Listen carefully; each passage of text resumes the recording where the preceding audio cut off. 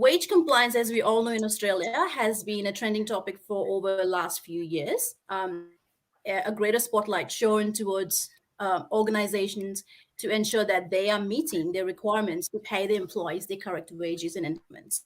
David, do you want to start with that? Thanks, Pooja. And I'm glad you refrained from using the term wage theft, because I'm not going to speak on behalf of Rohit, but I can say with all the clients that Kevin and I have serviced, we've never seen actually an intent to underpay staff. And I don't think that has ever been the case. And I think in many cases, the use of the term wage theft tends to go a little bit too far. So I like how you refer to it as wage compliance.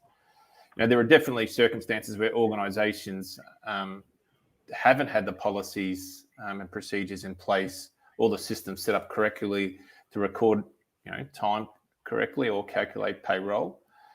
And I think that's an interesting circumstance, because there should be and are minimum obligations for organisations to record time of their staff accurately and pay them accurately. But in the cases that I've led, it really just hasn't been deliberate. It has been more a case of just misinterpretation or misunderstanding, or maybe a lack of knowledge and understanding of how these awards should be applied or these enterprise agreements should be applied. And a lot of the times inadequate processes and reliance on old payroll legacy systems, which just haven't been updated.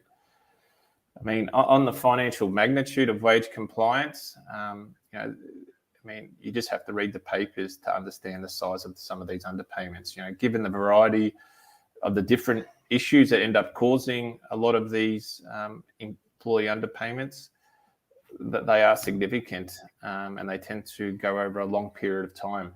If we look at the headlines in the past 12 months, including in the retail sector especially, but as recently as Monday in the banking sector, they can get very large. We've seen cases reported in the hundreds of millions of dollars. And then when you combine that with the public scrutiny that comes along with having a matter like that brought to public attention, it's very difficult for organisations to recover quickly from that.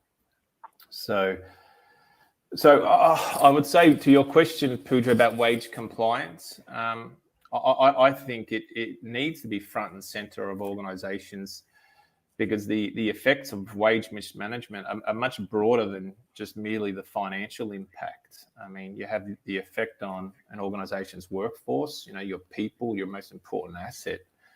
The relationship between employees and employers. There are a few more important issues than pay itself.